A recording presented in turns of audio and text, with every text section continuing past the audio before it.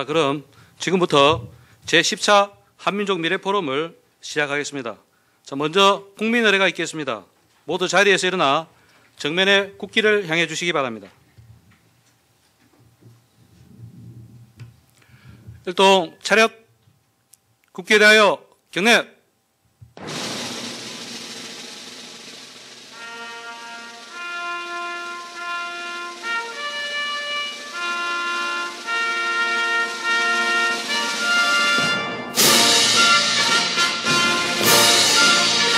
나는 자랑스러운 태극기 앞에 자유롭고 정의로운 대한민국의 무궁한 영광을 위하여 충성을 다할 것을 굳게 다짐합니다.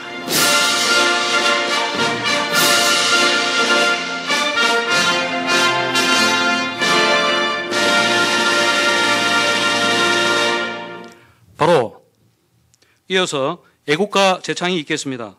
애국가는 음악에 맞추어 1절을 부르겠습니다.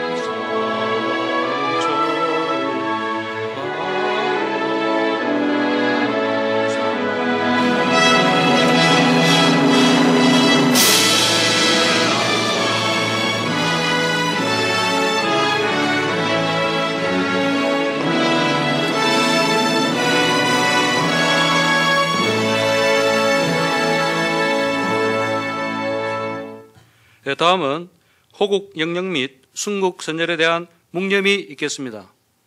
일동 묵념.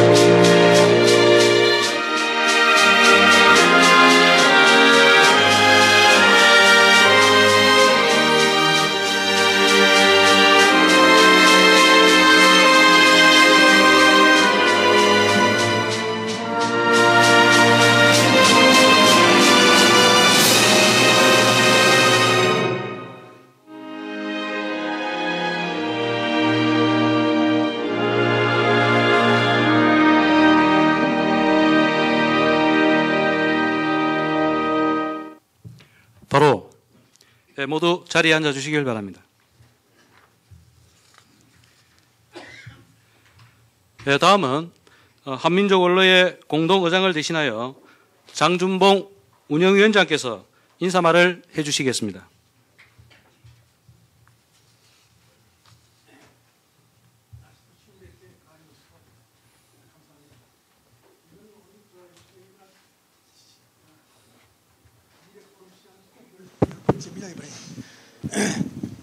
그런데 제가 한 가지 말씀드릴 것은 이번이 마지막입니다. 포럼은. 그 다음에는 상반기에 한 번, 하반기에 한 번 해서 학술대회를 하려고 합니다. 왜냐하면 이 포럼을 저녁에 하니까 이 나이 많으신 분들이 댁에 가시면 벌써 11시 막 이렇게 되니까 좀 여러 가지로 불편한 것이 많아서 낮에 2시부터 해서 6시까지 해서 하고 저녁을 같이 잡수고 헤어지는 방법으로 하고 1년에 2번, 상반기 한 번, 하반기 한 번. 그 다음 또 상반기 중에는 우리 고족이라든가 그 유족지를 답사하려고 합니다. 버스를 내가지고 신청받아서 원하는 분들은 이제 같이 하고 국내뿐만 아니라 국외에도 이제 우리 선열들이 싸우던 데도 있고 뭐 조상들이 나라를 세운 데도 있고 하니까 거기를 또 우리가 물세해서 가겠다는 희망자가 있으면은 저희가 하려고 합니다. 국내에 할 때는 저희가 그냥 참가비 10,000원씩만 받고 나머지는 우리가 다 합니다. 그냥 공짜로 하는 것보다는 그래도 참가하는 의미가 있으니까 돈 10,000원도 받고서 이렇게 하려고 합니다. 그리고 우리가 지금 10회를 한동안 이번 책을 냈습니다마는 그래도 우리가 한민족의 그 정체성을 찾는데 어느 정도 기여했다고 저희는 자부하고 있습니다. 왜냐하면 역사학계에서 뭐 여러 가지 저희 세미나도 하고 발표를 하는데 강단 사학자들이 우리 조상들이 하는 걸 부인하거나 일본 사람이나 중국 사람들이 저희 왜곡시킨 걸 주로 위주로 하는데 혼을 빼놓고서 있는 겁니다. 그래서 우리가 좀 사람이 꼬이든 안 꼬이든 해서 이렇게 실적을 쌓아서 이 책을 가지고서 다른 사람이 또 전파를 할 수 있도록 이렇게 하려고 합니다. 그리고 오늘 또 이수성 총리께서는 바쁜 일정에다가 또 해서 나오시지 못했습니다. 인사말은 이거를 간단히 드리겠습니다. 네, 장준범 위원장께 큰 박수 부탁드리겠습니다. 네, 포럼 발제에 들어가기 전에 한 가지 안내 사항을 말씀드리겠습니다. 오늘 발제는 90분 내로 하게 되고 20분 정도의 질의응답 시간이 있습니다. 혹시 발제 내용을 듣고 질의하실 내용이 있으시면 질의응답 시간에 해주시면 감사하겠습니다. 자, 그럼 독립운동사의 재조명, 백포 서해를 중심으로 하는 주제로 발제를 해주실 분을 소개해드리겠습니다. 대한민국의 원로 사학자이시며 안중근 의사기념관 관장을 역임하시고 중앙대학교 명예교수이신 김호일 박사십니다. 예, 큰 박수로서 단상으로 모시겠습니다.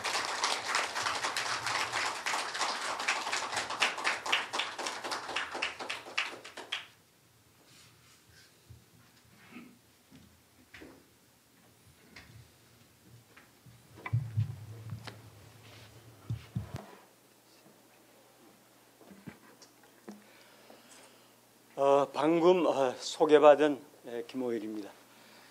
이렇게 여러 어르신들을 모시고 제가 우리 운영위원장님 말씀을 들으니까 이게 마지막 이런 강의다.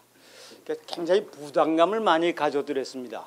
이게 제가 마지막 유종의 미를 거둬야 할 텐데 제 오늘 그 주제 발표가 과연 합당하느냐 고민도 하고 이런 해왔습니다만 한국 독립운동사 입장에서는 한번 정리해 볼 필요가 있지 않느냐라고 해서 제가 이 글을 썼습니다. 여러 양해해 주시고 다 잘 아시는 그런 내용입니다. 그렇지만은 일반적으로 한번 여러분들이 상기하시는 그런 의미에서 한국 독립운동사에 대한 그러한 새로운 하나의 인식을 가지도록 하셨으면 좋겠습니다. 그뿐만 아니라 제가 이 주제를 정한 것은 제가 대학 강단에서 평생 동안 독립운동사를 강의를 했습니다. 그런데 그 강의를 하면서 내용은 바로 이 무장 독립운동사가 아니라 대체적으로 봐서 애국 계몽운동 그 측면에서 제가 강의를 했습니다. 제 대학에서의 박사학위 논문이 학생운동입니다. 일제하에 학생이 어떻게 우리 민족의 독립을 위해서 그들이 희생했느냐라고 하는 그런 의미로서 제가 했는데 그러다 보니까 대체적으로 봐서 문화운동 내지 소위 애국계몽운동에 치중했는데 가만히 생각하다 보니까 그런 것보다 우선 하나의 무장투쟁을 어떻게 전개했느냐 라는 것을 저도 알아야 하기 때문에 이것을 한번 정리해 본 겁니다. 제가 대학에서 한 16주 동안의 그 내용이 바로 그 앞부분 백포 서일 장군 이전의 그 내용입니다. 거기다가 이제 겹붙여서 백포 서일 장군을 제가 한번 더 말씀을 드리려고 한 겁니다. 현재까지 모든 기록이라든가 논문에서는 백포 서일을 대종사 이렇게 얘기했지 장군이라는 말을 붙여주지 않았습니다. 그러니까 제가 이번 처음 한번 장군이라는 말을 백포 종사한테 아마 올리려고 하는 그 생각을 가지고 또 그것을 지금 여러 어르신들 앞에서 제가 그런 그 뜻을 가지고 말씀을 드린다라고 이렇게 생각을 해 주셨으면 고맙겠습니다. 제가 그러면 앉아서 말씀을 올리도록 하겠습니다. 제가 이러한 그 주제를 하기 위해서 여기 앉아 계신 그 운영위원장이신 장준봉 전 국학원 원장이십니다. 그래서 이 서의를 한번 해봐라 라고 해서 그냥 전 작년에 부담 없이 한번 알겠습니다 라고 우선 책을 들여다보니까 제가 제 능력으로서는 도저히 이 서일에 대한 소위 그 부분을 말씀을 드릴 수가 없다 하는 그러한 거에 봉착했습니다. 그래서 지금 오늘 발표하는 것 중에서도 앞으로 그가 독립운동가 내지 서일 장군으로서의 그 역할, 우리 한국 역사에 있어서 또는 한국 무장투쟁사에 있어서의 그 의의를 조명해 보는 것이고, 대종교의 대종사 또는 대종교의 어떤 하나의 그 이론가로서의 백보서일에 대한 것은 제가 능력의 한계가 있습니다. 도저히 제가 철학 그 사상을 깊이 연구해 보지 못했고, 또 백보서일에 대한 많은 그 저서를 제가 다 열독해 보지 못했습니다. 그래서 그런 부분은 오늘 발표에서 되도록이면 줄이도록 하겠습니다. 그래서 한번 그것은 쭉 글을 좀 봐주시고 그렇게 하고 제 나름대로의 하나의 뜻을 가지고 이 글을 썼고 발표를 한다라고 하는 그런 것을 이해해 주시기 바랍니다. 그래서 그 1장은 항일 무장운동의 역사다 이렇게 해서 1800 소위 말해서 1876년 개항이 되면서 즉 서세 동점의 그러한 그 국제적인 상황 속에서 우리 민족이 어떻게 그 저항을 하고 했느냐 싸웠느냐라고 하는 그런 뜻에서 독립운동사 연구의 회고와 전망이라고 얘기했습니다.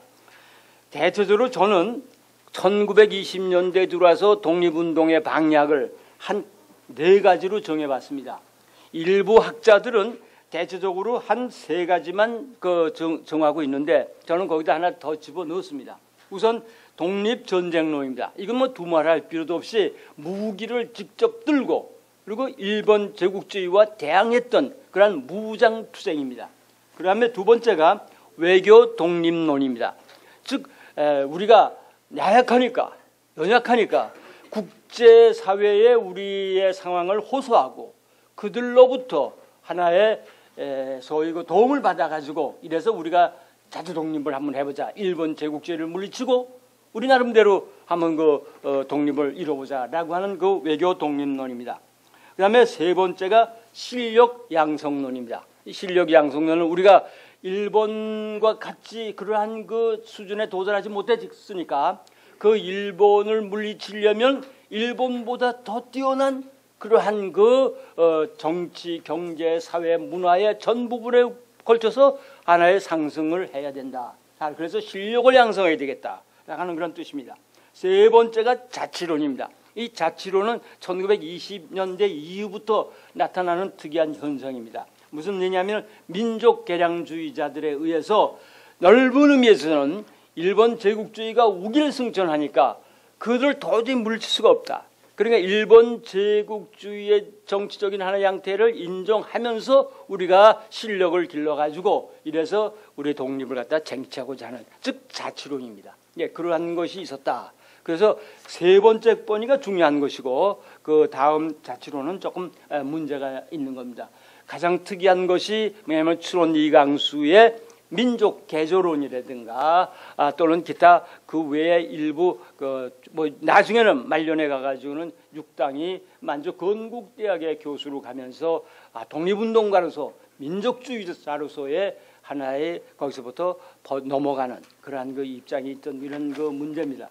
아무튼 일본 제국주의의 정치에 대해서 인정을 하면서 그 속에서 우리가 소위 독립을 쟁취하고자 했던 민족 자치론이 있었다고 하는 거 이런 것을 이해해 주시면 되겠습니다.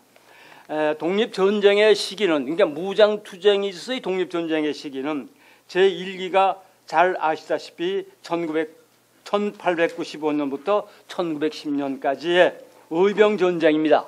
이 의병전쟁의 무대는 국내입니다. 국내를 중심해서 이 의병전쟁이 조금 더 나중에 말씀드리겠습니다. 그다음에 제2기는 1910년 부터 1920년대에 제만 독립군의 항쟁입니다.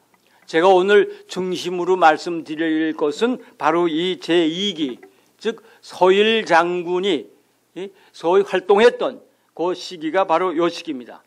1910년부터 1920년대까지. 그 다음에 제3기는 1930년대부터 1940년대입니다. 이것은 제중 독립운동 시기다. 소위 말해서 중국 본토를 중심으로 해서 무장투쟁을 전개했던 겁니다. 이 1940년대, 30년대에서 40년대까지의 가장 두드러진 활동이라고 하는 것은 두말할 필요가 없어 대한민국 임시정부의 국군이었던 광복군의 활동, 그 다음에 당시 소위 이 북쪽 지역의 연안을 중심으로 해가지고 그 지역에서는 조선의용대, 조선 그 무정의 조선의용군의 무장투쟁, 이것이 아마 여기에 연결이 될 겁니다. 그들의 활동은 중국 본토에서 전개되어 나갔다. 이렇게 시기 구분을 해볼 수가 있습니다. 그래서 우선 의병 전쟁입니다. 그래서 의병 운동을 과거에는 학자들이 의병 운동이다, 무브멘트로 이렇게 얘기를 했는데, 오늘날 우리 이 학자들은 이 정의를, 의병은 그 당시에 전쟁을 한 거다. 적국인 일본 제국주의자들의 그 군대들과 우리가 직접 무기를 들고 전쟁의 양상으로서 싸웠던 것이 바로 이 시기입니다. 그래서 이걸 의병 전쟁이다라고 이렇게 얘기해 볼 수가 있다. 의병의 개념은 너무나 잘 아십니다. 그래서 뭐 이거 보시면 아시겠고, 그다음에 제가 두 개만 뽑았습니다. 대감 박은식 선생의 한국 독립운동지 혈사에서는 의병이라고 하는 것은 뭐냐 하면은 저희 국가가 어려울 때, 위급할 때 즉시 일어나가지고 이래가지고 소위 조룡의 증발을 받지 않고 왕의 명령 또는 정부의 명령을 받지 않고 직이기의기 했던 의기의표를 들고 일어났던 그러한 군대, 소위 민병이죠. 뒤에 있습니다만은 아무튼 그러한 것이고, 근데 그거와 마찬가지로 소위 그 1880년부터 1959년까지 생존했던 개봉우라고 하는 분이 있습니다. 이 역사학자입니다. 뒤바보예요, 호가. 그 뒤바보는 소위 대감은 그냥 민군이고 그 다음에 적개심을 가지고 일으켰다라고 하는데, 이 뒤바보 의병전을 썼던 그 뒤바보는 의병이라 하면 그 명사만 하여도 훌륭한 대가치가 있단 말이에요. 예? 이게 그 조직의 대표적인 뭐 의병장이 누구, 뭐 의병의 지도자가 누구, 그런 것이 문제가 아니라 그들의 명을 받고 소위 직접 일본군과 싸웠던 그 무명의 졸개들이 더 가치가 있다고 하는 겁니다. 저는 이것이 어떤 의미에서는 민중사관이고 어떤 의미에서는 의병의 진정한 의미가 아니라 의병장들을 가지고 상대해서 의병사를 엮는 것보다 그 무명의 전혀 이름도 알려지지 않았던 그러한 사람들이 그 신분이 고하를 막론하고 그들이 직접 일본군과 싸워가지고 나라를 독립을 쟁취하겠다고 하는 그것이 바로 의병 정신이다 라고 해서 뒤바보의 이 의병전, 이 뒤바보의 의병전은 1920년 독립신문 4월부터 1920년 5월 10일까지 10회에 걸쳐서 상해 대한민국 임시정부에서 발간되던 독립신문에 연재됐습니다. 이게 가장 그 구체적인 그러한 그 자료가 바로 이 개봉후에 의병하는 거다, 이렇게 말씀을 드려볼 수가 있습니다. 그래서 의병의 성격은 민군이고 민의 군대입니다. 백성의 군대예요. 관군이 아닙니다. 의병은 관군이 아닙니다. 이거 완전히 상대적인 개념입니다. 그 다음에 두 번째가 의용군입니다. 6.25 때 그 의용군이 아니라 이거는 소위 자기 볼런티어라고 하는 그런 의미의 그거. 그 다음에 세 번째가 정의군입니다. 의를 위해서, 바른 그 의를 위해서 싸운 그런. 그래서 거기에 내용은 반개화성이 들어가 있고 반봉건성이 있고 반침략성을 가지고 있었던 그러한 그 성격을 가졌다. 의병 정신을 여러 학자들이, 여러 그 의병사를 전공하는 분들이 얘기를 하고 있으면은 대체로 현재까지로는 한 7가지의 그러한 그 논리를 피고 있습니다. 첫째가 국혼 국수론입니다. 나라의 혼, 나라의 정수, 이것이 의병이다. 이렇게 얘기합니다. 두 번째가 소위 그 일족 수구론입니다. 즉 일본 사람, 일제, 이 일본은 완전히 우리의 원수, 철천지 원수라고 하는 겁니다. 그런 의미에서 그 일본을 물리쳐야 된다라고 하는 거고, 세 번째가 소위 성패불수론입니다. 이기고 지는 것이 문제입니다. 의병해가지고 싸워 나가는데 그들이 이기고자 해서 하는 것이 아니라 저도 좋다 이거야. 중요한 것은 뭐냐? 의를 위해서 싸우는 거다 이게. 나라 독립을 위해서 싸우는 것이지 짐은 어떠냐 이겁니다. 이런 의식을 가지고 있어 드렸습니다. 그다음에 네 번째가 소위 그 항일 혈전론입니다. 피를 흘려야 돼. 피를 흘리지 않고는 우리가 독립을 쟁취할 수가 없다. 일본 제국주의를 몰아낼 수 없다. 라고 하는 그러한 그 뜻을 가지고, 그러한 정신을 가지고 일본군과 싸웠던 겁니다. 다섯 번째가 반일, 반일 그 논이고, 여섯 번째가 합방 그 무효론이고, 그 다음에 일곱 번째가 절대 독립론. 이와 같은 일곱의 그 특이한 것을 가지고 있었던 것이 그 의병 정신이다. 그래서 요새 한간에 의병 정신을 되찾자고 하는 그런 것이 우리 각계에서 일어나고 있는 그런 모습을 볼 수가 있습니다. 의병의 그 시기 구분은 대체로 한 2시기 구분, 3시기 구분, 4시기 구분, 5시기 구분 이렇게 각기 의병사를 전공하는 학자들의 사이에서 조금 다릅니다. 그런데 대체로 저는 한 3시기 구분으로 결정적인 그런 그 파도가 얼마큼 물결을 쳤느냐에 의해서 전기의병, 중기의병, 후기의병 이렇게 세수를 나눴습니다. 전기의병은 1895년부터 1896년 이걸 우리가 보통 을미의병이라고 그럽니다. 그래서 그 을미의병에는 유명한 명성황후가 시해당하는 을미사변, 그다음에 같은 그 해에 단발령이 공포됩니다. 머리를 깎는 그러한 그 우리 민족의 그 상징이었던 그때까지의 상투입니다.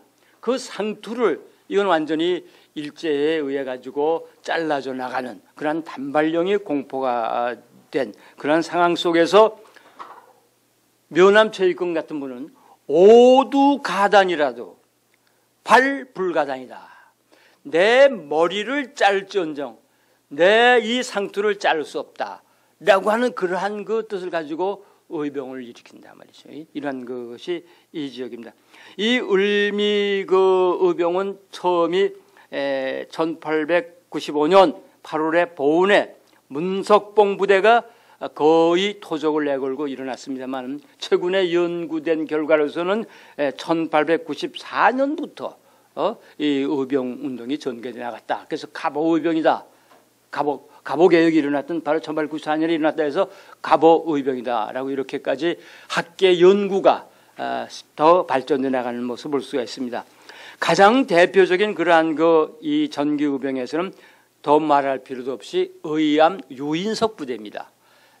그래서 유인석 부대, 그 다음에 이소웅 부대, 노은규 부대, 이러한 부대, 그 다음에 기우만, 전라도 지방에 있어서 기우만 부대, 이러한 의병장들이 활동을 했던 겁니다. 두 번째가 중기의병입니다. 1905년부터 1906년, 이를 우리가 을사의병이다. 어떤 학자들은 이 을사 다음 해인 병어년에 더 활발하게 전개됐다고 해서 병어의병이다. 이렇게 얘기하는 학자들도 있습니다. 이건 두말할 필요도 없이 1905년 11월 17일 날 을사보호조약이 체결됩니다. 그 나라의 외교권이 박탈당하는 그런 상황 속에서 가만히 보고만 있을 수 없다. 그래가지고 전국적으로 의병이 일어나고 있습니다. 1906년 소위 민종식 부대, 이건 홍성에서 홍성 전투가 아주 유명한데 이 민종식 부대, 그 다음에 묘남 최익현 부대, 그 다음에 신돌석 부대, 경상도 영해지방에서 일어났던 신돌석 부대, 그 다음에 정환직 정용기 부자의 부대, 이런 부대가 특이한 겁니다. 세 번째가 후기 의병입니다. 1807년부터 1910년 사이에 이를 가리켜서 정미의병이다라고 이렇게 얘기를 합니다. 이 결정적인 계기는 1907년에 군대 해산이 이루어집니다. 우리나라의 군대가 일제에 의해 가지고 완전히 해산당하는 그러한 것을 목격한 당시에 구식군대, 우리 군대죠. 우리 군대 군인들이 들고 일어납니다. 그 큰 하나의 얘기가 1907년 8월 1일 날 전국적으로 우리 군대가 해산되는데, 당시 서울에, 경성에, 서울에 있었던 시위대 제1연대, 제2연대가 있었습니다. 그 제1연대의 제1대대장이 박승환 참령인데, 그 박승환 참령이 자기 그 군대가 해산되는 것에 정말 울분을 금치 못해가지고 스스로 권총으로 자결을 합니다. 그것이 신호탄이 돼가지고 당시 제1대대의 병졸, 그 다음에 제2시위대의 병도들까지 합사해서 서울에서 이 당시 시가전을 정리합니다. 이게 아주 유명한 소위 하나의 후기 의병의 하나의 도화선이 되는 거죠. 그래서 각 지역, 그 당시 우리나라의 그 군대는 시위대라고 하는 것은 서울과 궁궐을 지키는 군대고, 전국 지방에서는 뭐가 있으면 진위대가 있었어요. 그래서 그 진위대가 전국에 있었는데, 시위대의 이러한 그 소위 시가전이 전개된다고 하는 그 소식이 들리자 각 지방에 있었던 진위대에서도 왜냐하면 소위 항일전을 전개합니다. 대표적인 것이 원주 진위대, 강화 진위대, 그러한 곳에서 그 소위 구식 군인들이 총을 직접 들고 일군과 싸우던 그러한 양상이 있습니다. 그래서 이 당시에는 민궁호 부대, 이강년 부대, 기사면 부대, 그 다음에 홍범도 부대, 이래서 이 홍범도 부대는 함경도 지방을 근거로 해가지고 일어나고 있습니다. 그 다음에 여기에 그 결정적인 것이 뭐냐면은 소위 그 13도 창의군이 일어났었다. 그러니까 산발적인 그러한 그 의병 전투가 일어나는 것이 아니라 한번 우리 힘을 합해가지고 이래가지고 서울을 탈환하자.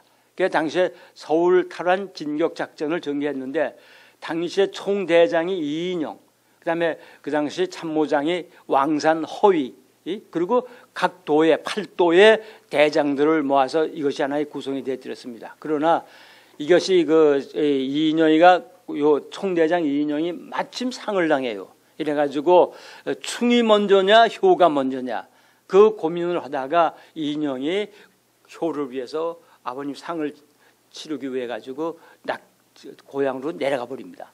그러니까 거기서부터 정신적인 의지 화해돼 가지고 왕산 허위가, 참모장 허위가 그 부대를 이끌고 약 한 3, 4천 명을 이끌고 동대문 30리 바깥까지 쳐들어왔어요. 그러다가 결과적으로 완강한 화력이 강한 일본 군대에 의해 가지고 그 소위 실패를 하고, 왕산은 체포돼 가지고 서대문 형무소에서 결과적으로 소위 교수형에 처합니다. 이럴 정도까지 아주 우리나라의 그래도 의병들이 마지막 하나의 그 결전을 해보자 했던 그런 의기는 우리가 성패불수예요. 성패불수로서 그 일을 전해나갔다. 또 하나 이렇게 그 의병 부대가 전국적으로 이렇게 일어나자 일제는 이 의병을 토벌하지 않고서는 소위 합방을 할 수 없다라고 하는 그런 의도하에 1908년 남한 대토벌 작전을 전개합니다. 이 남한 대토벌 작전의 지역은 어디냐면 전라남도입니다. 전라도 지방입니다. 그러니까 의병이 가장 격심하게 일어났던 것은 전기의병에서는 충청도 지방이에요. 그리고 강원도 지방이에요. 그 중부 지역이에요. 그러다가 이것이 이 중기의병에 올 것 같으면은 이제 충청도라든가 이렇게 조금 남하에 왔는데, 마지막 제후기의병 1907년부터 1910년까지 이때의 정미의병에 활동했던 부분은 전라도 의병입니다. 이 전라도 의병이 가장 강했어요. 그러니까 일제로 봐서는 이 전라도 의병을 토벌하지 않고서는 한국을 병합할 수 없다라는 판단 아래 소위 그들이 말하는 남한 대토벌작전을 전개합니다. 이 남한 대토벌작전은 1909년 9월 1일부터 그해 10월 10일까지 40일 동안 그 토벌작전을 전개해요. 이때 그 일본 군대는 2,260명이 투입을 합니다. 전라도 지방에. 이래가지고 소위 그 의병을 토벌하고 있는데 이때 우리 그 전라도 의병들은 많은 희생자를 냅니다. 소위 그 의병장이 103명이 사망 또는 체포당하고 그 다음에 의병이 4,138명이 소위 전사를 하고 그 다음에 체포당한 의병들이 2,000여 명가량 되는 이러한 큰 그 송시를 합니다. 그러니까 1910년 일제가 우리 한국을 완전히 병합한 그 뒤에는 남한 대토벌에서 성공을 했기 때문입니다. 그러니까 전라도가 끝까지 소위 지탱을 했다고 한다면은 1910년이 아니라 더 늦춰졌겠죠. 그런데 여러분 이때 전라도 의병들이 완전히 이때 소위 그 와해가 됩니다. 매천 황현은 당시의 상황을 자기 그 매천 야록에다가 그 기록을 하고 있어요. 사위를 금을 치듯이 해가지고 마치 이 투망을 던져가지고 고기를 잡는 식으로 일일이 그 각 마을 곳곳 돌아다니면서 의병들을 색출해냈다. 이래서 당시에 이 우리나라에 이가 많을 때는 그 부녀자들이 그 찬빗을 가지고 이 머리를 빗듯이 그 찬빗을 가지고 샅샅이 이를 잡듯이 뒤져가지고 그래가지고는 그 의병들을 색출했다.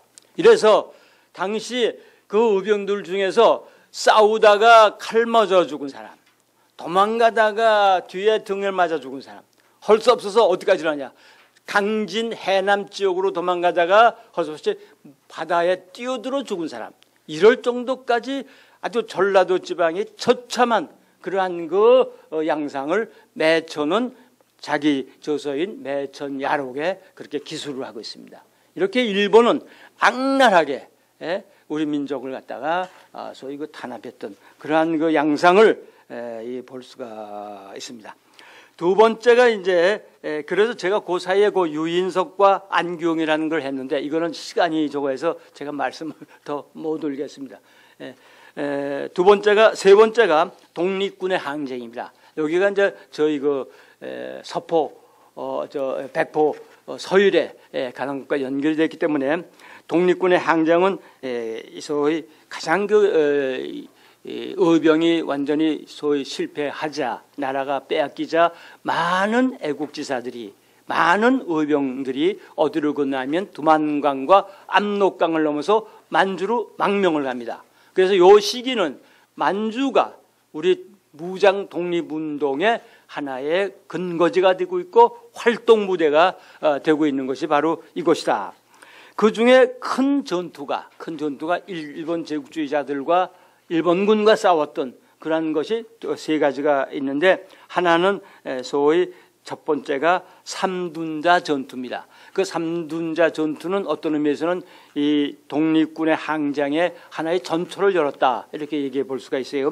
1920년 6월 4일 날 당시에 삼둔자의 독립군 1개 소대가 두만강을 넘어서 이래가지고 소위 이 한북 이 종성의 강양동이라고 하는 군대에 소위 들어옵니다. 그러니까 당시 거기 주재소 있었던 일본 군대가 저항을 하다가 전부 몰살당합니다. 그래가지고 소위 다시 자기 거인 삼둔자로 가요. 이거를 봤던 일군들이 이게 도저히 이 사람들 그대로 이 독립군을 내버려둘 수 없다라고 해서 당시 자기네들이 제19사단의 소위 이 헌병을 중심으로 한 일군이 두만강을 넘어가지고 이 간양동에 삼둔자로 들어왔습니다. 그러나 들어온 그 부대도 우리 독립군에 의해 가지고 몰살을 당합니다. 그러니까 이것이 하나의 전투가 돼가지고 안 되겠다. 일본 군대는 일본은 도저히 이 만주 지역의 무장 세력이었던 독립군을 그대로 두고는 만주를 점령할 수도 없고 또 한반도를 지배하는 데 큰 하나의 암초가 될 수 있다라고 해서 이들을 진압하게 되는 그러한 그 작전을 전개합니다. 그 두 번째 큰 것이 봉오동 전투입니다. 이 봉오동 전투는 1920년 6월 7일 날 길림성 화룡현 이 봉오동이란 동네는 당시 그 최진동이가 자기네 권속과 자기네들의 그 저희 마을 사람들을 전부 모아가지고 이동해 왔던 두만강 대안에 있던 그런 곳입니다. 여기에는 우리나라 그 동포들이 상촌, 중촌, 하촌 이걸 상동, 중동, 하동 이렇게 얘기를 합니다만 아무튼 그렇게 세 마을을 구성해 가지고 그 소위 농사를 짓고 있었는데 이 지역의 그 소위 그 중심 인물이 바로 최진동 장군이다 이겁니다. 그래서 최진동이가 했던 거기를 그 봉오동에서 당시에 일본 군대가 도저히 삼둔자 전투에서 진 그 보복을 이제는 두만강을 넘어서 소위 만주 지역으로 쳐들어올 그런 계획을 합니다. 이 두만강에 우리 한반도 쪽 대안에서 바로 건너편에가 고려산이 있고 그 산 너머가 바로 이 봉오동입니다. 지금 현재 봉오동은 소위 오늘날 중국의 저수지가 되어 있어요. 그 저수지가 어디냐면 훈춘 지방에 그 수로 물을 수도에 그 저수지가 되어 있어가지고 지금 가보질 못합니다. 그러니까 완전히 상동, 중동은 물에 잠겨져 있고 하동도 마찬가지입니다. 그래서 우리가 가볼 수가 없어요. 예, 가볼 수 없지만 거기가 저수지가 되어 있는 것을 압니다. 아무튼 이 지역에서 전쟁이 났다. 당시 우리 봉오동 전투에서 우리 독립군은 대체적으로 세단 대한독립군, 이거 홍범도가 이끄는 그런 부대. 이 홍범도 대한독립군은 연길, 지금의 NC 그 연길현을 중심으로 해서 무장 활동을 전개했던 분이고, 그다음에 두 번째가 국민회군입니다. 이 국민회군은 안무라고 하는 분이 안무 장군이 거느렸던 그런 부대고, 그다음에 군무도덕부, 이것이 소위 봉오동의 근거지를 가지고 있었던 최진동 장군이 거느렸던 부대. 이 세 부대가 합쳐서 결과적으로 대한북로 독군부를 만들고, 그 대한북로 독군부와 일본 남함에 거주하셨던 제19사단의 그 병력이 이 봉오동에서 전투를 진행했던 겁니다. 당시 독립군은 약 한 700명에서 900명가량이 됐고, 그 다음에 일본군은 남함 19사단 월강 추격대대라고 그래서 그 안천 소자가 300명의 그 아주 정예 부대를 거느리고 소위 화룡현 봉오동을 진입해서 이때 전투가 전개됐던 겁니다. 이 전투에서 독립군은 4명의 전사, 2명의 중상을 입은 데 반해서 일본군은 전사가 157명, 중상이 200여 명. 이게 조금 인원수대로는 좀 넘어갑니다만 이게 대한민국 임시정부에서 보고됐던 그런 상황입니다. 이 봉오동 전투하고 청산리 전쟁의 이 상황을 보고하기 위해서 당시 대한민국 임시정부에서는 그 조사원을 파견해요. 그 조사원을 2사람을 파견했는데 그 2사람 중에 하나가 안중근의 동생인 안정근입니다. 안정근이가 여기 와서 이래가지고 실태를 조사해요. 그 전투의 그 상황을 조사했던 이런 것을 우리가 뒤에 볼 수가 있습니다. 이 봉오동 전투에서 실패한 일본군은 안 되겠다. 이 만주 지역의 독립군을 소탕하지 않고서는 이 당시에 만주를 우리가 나중에 지배할 수 없다라고 생각을 해서 당시에 남함에 주둔하고 있던 19사단, 그 다음에 이 서울에 있었던 20사단, 그 다음에 시베리아에 출동했던 일본 3개 사단이 있었어요. 그 3개 사단 중에서 일부의 병력을 전부 투입해가지고 이래서 길림성 안도현 삼도구의 청살리에서 9번에 걸친, 지금 저의 기록은 8번으로 되어 있지만은 대체로 9번에 걸친 그러한 그 전투를 했습니다. 이 당시에 일본군의 그 토벌 작전에 투입되었던 그 병력은 3개의 그 소위 부대로 일본군이 나누어져요. 이래서 첫째는 이소바야시 이 소장, 일본의 육군 소장 이소바야시가 거느렸던 4,000명의 일본군. 그 다음에 두 번째가 기무라, 일본군 대좌 기무라가 거느렸던 목림부대, 이것이 3,000명. 그 다음에 마지막 그 아즈마 동지대가 아즈마 소장이 거느렸던 5,000명. 이렇게 해서 그 소위 2,000명이라고 하는 대병력이 투입되어서 이 청살리 전투를 중심으로 해서 만주 지역에 토벌을 했던 그런 데입니다. 결정적으로 청살리 전쟁의 저희 상대편 일본군의 그 병력은 바로 아즈마 부대입니다. 아즈마 육군 소장이 거느렸던 그 5,000명이 당시 독립군은 대체적으로 약 한 2,000명에 불과했습니다. 가장 많은 병력이 북로군정서, 김좌진이가 거느렸던 북로군정서, 그 다음에 홍범도, 안무, 최진동, 귀외의 당시 작은 조그만 독립 그 군들이 합쳐서 전부 합해서 약 한 2,000명가량이었다. 이런 그 얘기입니다. 대체로 싸웠던 그러한 곳은 백운평 전투, 가장 격렬하게 싸웠던 것이 백운평 전투고, 그다음에 이 네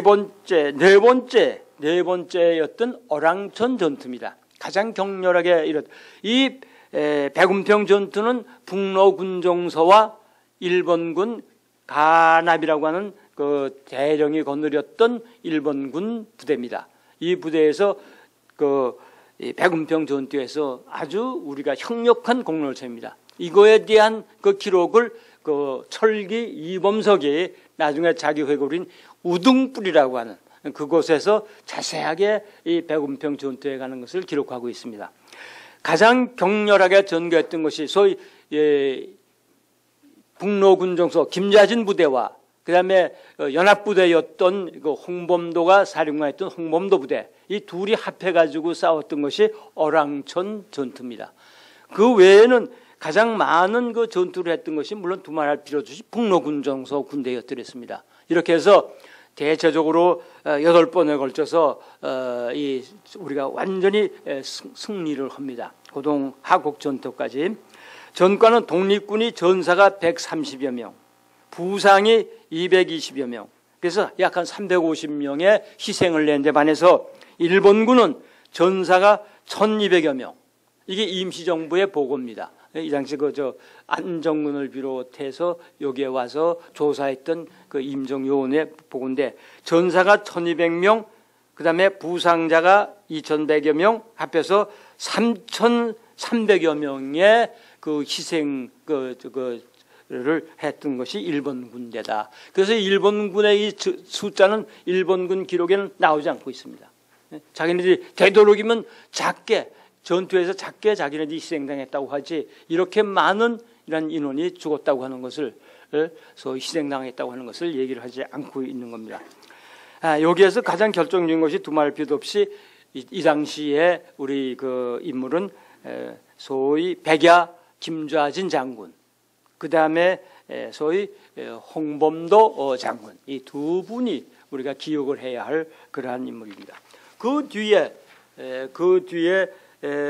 가는 것은 바로 이 청살리 전쟁 이후에 여러 가지 만주 지역에 있어서의 무장 세력들이 크게 변화가 일어납니다. 일본 군대는 계속해서 이러한 치욕을 그 소위 씻기 위해 가지고 경신 대참변을 일어나겠습니다.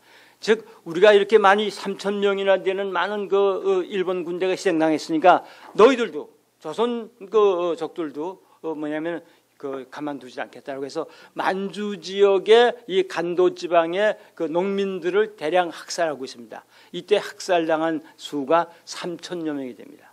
이게 무자비하게 소위 그 마을을 방어하고 그리고 살상을 해서 이래서 경신 대참변이다 이런 걸 그 감명을 합니다. 그러면서도 그 굳자지 않게 우리의 그 독립군대들은 다시 뭐냐면은 1930년대에 들어와서 재기를 합니다. 이것이 조선혁명당과 혁명군 그리고 그 뒤에 동북항일연군 이 동북항일연군에 대한 문제는 우리가 무장투쟁사에 있어 하나 해결해야 할 문제인데 아무튼 이것도 소위 여기에서 특이한 것이 뭐 여러분들이 잘 아시겠지만 보통 그 보천보 전투 이 보천보 전투에 가는 기사가 당시에 동아일보에 나오고 있어요. 그래서 그 김일성이 이 부대가 중대해 가지고 보천보를 공격합니다. 그 기사가 있고 그 다음에 마지막으로 1930년대에 들어와가지고는 조선의용군과 우리 그 한국 광복군입니다. 그러니까 해방될 때까지 만주 지역과 이 중국 본토에서 활동했던 그러한 그 부대는 대체적으로 두 세력이었다. 무장 세력이 하나는 대한민국 광복군이에요. 대한민국 임시정부의 소위 그 군대라고 얘기할 수는 한국 광복군이었고 또 하나는 당시 연안에 있었던 조선 독립동맹의 당군이었던 소위 조선의용군입니다. 그 조선의용군은 무종이 그 지휘를 했고 이쪽에 한국 광복군은 두말 필요 없죠. 지청천 당시에는 이청천이라고 그랬습니다. 그러니까 지청천 장군이 광복군 총사령으로서 이 세력이었는데 직접 전투를 했던 것은 뭐 두말 필요도 없이 저쪽 그 조선 독립동맹의 산하 조선의용군의 그 진광하 이쪽에 그 연안그 북쪽에 소위 그에서 전투를 해요. 그래서 일본군과 싸워서 전사를 합니다. 그쪽으로 봤을 때는 대단한 영웅이 되겠죠. 이쪽에 우리 광복군은 질전하진 않았어요. 싸우진 않았어요. 일본군과 전투를 하지 않고 광복군 일부가 인도에 파견돼 가지고 이래서 영국군에 소위 그 소속이 돼 가지고 일본군 포로를 그 뭐 신문하고 이러한 것에 소위 그 뭡니까 활동을 했지 무기를 직접 들고 일본군을 싸웠던 그런 것은 아닙니다만은 아무튼 어떻게 했다네 8.15 해방이 조금만 늦어도 안 난다면 그때 그래서 백범이 그 8.15 해방 그 일본 천황이 유인이 그 항복 그 선언을 하는 그 방송을 들으면서 눈물을 흘렸던 것은 감격해서 흘린 게 아니에요. 원통하고 분해서 눈물을 흘렸습니다. 우리가 만약 조금만 더 이 항복을 하지 않았더라면 우리 광복군이 뭐냐면은 소위 우리 한반도에 진주하려고 해드렸습니다. 그래서 모든 준비 OSS 훈련을 받아가지고 OSS는 미군이 도노반 소장 예하에 소위 그 OSS를 만들어가지고 우리 군대를 훈련시켰어요. 광복군을. 이래가지고 팔도의 각 지역에 소위 그 광복군을 비행기로서 투하해가지고 그 교두보를 만들어서 우리가 일본군과 싸우려고 그랬는데 그것이 항복을 하면서 일본이 먼저 항복을 하면서 그것이 좌절됐어요. 그래서 분하고 원통해서 울었던 겁니다. 기뻐서 운 게 아니에요. 이러한 그 우리 역사를 보면서 이게 참 우리 민족이지만 자주적으로 그렇게 싸우려고 해도 그 국제적인 여건이 이루어지지 못해가지고 광복군이 결정적인 그런 것을 못했다고 하는 것이 정말 지금 봐서도 그 당시 상황을 봐서도 않습니다. 이 상황을 그 얘기하고 하는 것이 지금 기록에 많이 남겨져 있으니까 그런 것을 더 연구를 해서 앞으로 이런 문제가 해결해 나갈 겁니다. 그런 것으로서 우리가 이 대체적으로 그 1900 소위 2800년대부터 1900까지의 사이에 무장 독립운동사의 전반적인 것을 제가 그냥 수박겉달리 할기식으로 이렇게 그냥 초마 간장식으로 넘어갑니다. 두 번째가 제가 이 대한군정소 총재 백포 서일 이렇게 한번 붙여봤습니다. 그러면서 제너럴 장군으로 그 백포 서일은 대종교에서는 백포 서일 종사다 이렇게 얘기를 하고 있습니다. 대종사는 말을 하지 않습니다. 대종사는 두 분이 있죠, 세 분이죠. 나중에 제 3대 소위 그 대종교의 저희가 있어요. 그래서 홍암선사하고 그다음에 무원종사, 무원대종사 이렇게 얘기하고 백포서일은 그냥 백포선사라고 이렇게 얘기를 합니다. 요 시대 그 서일이 살았던 그 시기를 우리가 한번 봅니다. 그냥 조금 쉴까요? 그냥 진행해 나가면 어떻겠습니까? 지나야죠. 예, 그래서 너무 그냥 급속도로 지나가서 저도 그 정신이 없습니다. 아무튼 조금 하면 그 아우도 아니니까 제가 이걸 강의하려면은 정말 이게 지금까지 제가 말씀 올린 그거는 제가 한 학기 동안에 강의를 했던 겁니다. 대학에서 보통 16주입니다. 16주인데 16주 중에서 중간고사, 기말고사 빼면은 한 대체적으로 13주 정도를 합니다. 그 13주 정도, 그러니까 13주인데 한 주에 강의가 한 2학점, 그러니까 2시간 또는 3학점. 독립운동사는 중요하다고 그래가지고 또 3학점짜리로 해주는 경우가 있어요. 그건 제가 하고 싶은 게 아니라 그건 그 대학 당국 입장에서 그렇게 해서 그럼 3시간 떠들려면은 이게 기막혀요. 이거 안 돼요. 그런데 한 2시간 정도면은 해서 한 15시간을 합쳐주면 한 30시간 할 수 있는 것을 제가 불과 지금 1시간도 안 되게 이게 말씀을 드렸습니다. 그러니까 여러 선생님들이 대단히 이게 뭔가 뻥뻥 저도 얘기하면서 요 얘기를 해줬으면 하는 그런 거 얘기가 있는데 그냥 그산 넘어가고 합니다. 이 무장 독립운동사에서 많은 그 전기들이 그 자서전들이 있습니다. 그 자서전들이 많은데 그 다 저도 읽어보질 못했습니다. 아무튼 그 허다못해 참 어머니들이 저희 그 자기 스스로 경험했던 것을 썼던 그런 자서전도 많은데 제가 대표적인 그런 자서전을 두 말하고서 첫째 꼽을 수 있는 것이 백범 김구 선생의 백범일지입니다. 그 백범일지예요. 그거는 아주 어떤 의미에서는 필독의 서가 아니겠느냐.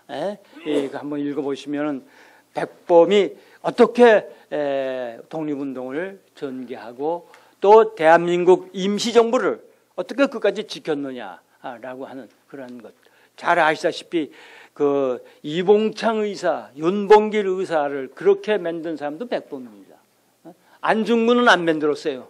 안중근은 안 만들었는데 아무튼 그 뒤에 애국단을 조직해가지고 소위 그 일제를 하나라도 일본 세력을 우리가 꺾으려면은 그들의 그 소위 이 가장 중추 인물들을 저격을 해가지고 죽여가지고 일본 천황까지 죽여가지고 우리 독립을 했던 그런 그 소위 백범 김구의 백범일지. 그다음에 이제 그 두 번째로 그 들 수 있는 것이 제가 몇 개를 그 했습니다. 그 몇 개 중에 그 하나가 이 두 번째가 그 철기 이범석의 우등불이 이거는 실제로 자기가 물론 그 뒤에 것도 했지만 청산리 전쟁에 자기가 직접 참전을 하고 연성대장으로서 참전해가지고 일본과 싸웠던 그런 그 기록을 얘기를 하고 있는데 이것이 해방 후에 철기가 뭐 국무총리까지 지내고 이러고 너무나 잘 그러기 때문에 아주 그거를 안 읽어본 사람이 없을 정도로 해서 청산리 전쟁하면은 그 저희 백운평 전투만을 생각할 만큼 그렇게 되어 있습니다. 그러나 그것은 너무 그렇지 않는 거고 그 뒤에 이 어랑천 전투라든가 뭐 왈루구 전투라든가 무슨 굉장히 많은 그런 전투를 다 해야 청산리 전쟁에 참 진면목이 나타납니다. 그러나 어떻게 됐든 간에 철기 그 우등불, 이 우등불이라고 하는 것은 함경도 지방의 그 소위 밤에 그 피는 그 불, 밤에 불을 뭐 무서운 맹수라든가 또는 적을 저거하기 위해서 장작을 이렇게 해가지고 피워서 올렸던 그거를 우등불이라고 해요. 그래서 그걸 그런 그 제목을 따라서 했는데 이건 하나 제가 한번 읽어드려요. 청산리 전쟁의 그 우등불 한번 보시면 나오겠는데 왜 이 소위 적의 사상자가 간호 연대장이야 3,300명, 그 다음에 아군 전사가 60여 명, 부상이 90여 명, 실종이 200여 명, 이러한 그 전과를 올렸느냐, 그 이유가 도대체 어디 있느냐라고 하는 것을 철기 나름대로 11가지의 그 이유를 들고 있습니다. 그 첫째가 망국 10년의 치욕이 뼈에 사무쳤던 까닭이다. 어떤 의미에서는 이런 자기 적개심, 일본 제국주의자들에 대한 적개심. 그다음에 두 번째가 우리에게는 우수한 사관 청년 학생이 있었기 때문이다. 이거는 두말할 필요 없이 북로군종서에서 소위 이 밀림지대였던 그에서 사관 연성소를 만들었어요. 사관 연성소에서 최초로 졸업생을 내는데 289명을 배출합니다. 그 289명이 전부 다 이 청산리 전쟁에 참전을 합니다. 그러니까 우수한 사관들이 있었다는 거예요. 철저하게 소위 그 군사 훈련을 받았던 그 기관 기관 장교들이 바로 있었다. 세 번째, 우리에게는 매우 왕성한 공격 정신이 있었다. 네 번째가 마을 사람들의 열렬한 협조가 있었다. 다섯 번째, 우리는 헌옷, 초신으로 아주 얇은 옷, 그 다음에 이 초신, 집세기, 초신으로 민첩한 행동을 할 수 있었기 때문이다. 여섯 번째, 우리는 그곳 지리에 통하였기 때문이다. 일곱 번째, 우리의 전투의식이 적보다 더 강하였기 때문이다. 여덟 번째, 우리 지휘력이 적보다 우수하였기 때문이다. 이 당시 그 지휘관들이 대부분이 신흥무관학교 출신, 아니면은 이 소위 그 밀산에 있었던 그 사관 연성소 교관, 그다음에 그 장교 출신들이었다라고 하는 거죠. 그다음에 우리의 적이 피동적 위치에 있었기 때문이다. 우리는 산에 물론 고제 산 위에서 산 정상에서 밑을 내려다보고 공격을 했는데 이 일본 군대는 밑에서부터 위를 쳐다보고 공격을 해서 그래서 유리한 고지를 우리 이 독립군이 있었기 때문이다. 적이 무거운 외투와 가죽 구두 차림이 산악전에 불편했기 때문이다. 이게 맞는 말입니다. 그러니까 적은 완전 무장을 했어요. 세계 제1차 대전에 승리하고 시베리아 출병을 해가지고 싸웠던 그런 군대다 이게. 그러니까 그런 군대가 완전 무장을 해가지고 아주 우수한 정예 부대가 왔었거든요. 근데 그 부대는 왜냐하면 완전 전투복을 입고 무장을 했어요. 그리고 구두도 신고 이래가지고 이런 게 청산리는 80리입니다. 80리 골짜기예요. 그냥 골짜기입니다. 그러니까 험준한 산악지대의 그 계곡에는 맞지 않는 군복이에요. 그런 무장이에요. 그런 무장을 하고 총을 메고 들어왔으니 기동력도 결과 있을 수 없고, 그리고 주로 기병이 또 여기 주로 참전을 했는데 그 기병들은 말 타고 아예 산골짜기에 들어가지고 말 타고 가지고 그 전쟁을 한다고 하는 건 이거는 가소로운 얘기죠. 그러나 아무튼 그러한 불리했다. 민중들이 흉악한 적을 미워했기 때문이다. 적개심이죠. 우리 한국인이면은 당시 일본군에 대해서 그 왜라고 하는 그러한 그 일본을 소위 적개심을 가지고 있었다. 이런 그 얘기입니다. 그래서 아무튼 우리가 청산리 전쟁에서 완전히 그 승리를 거두었다라고 하는 것은 100번 얘기해도 우리 만주뿐만 아니라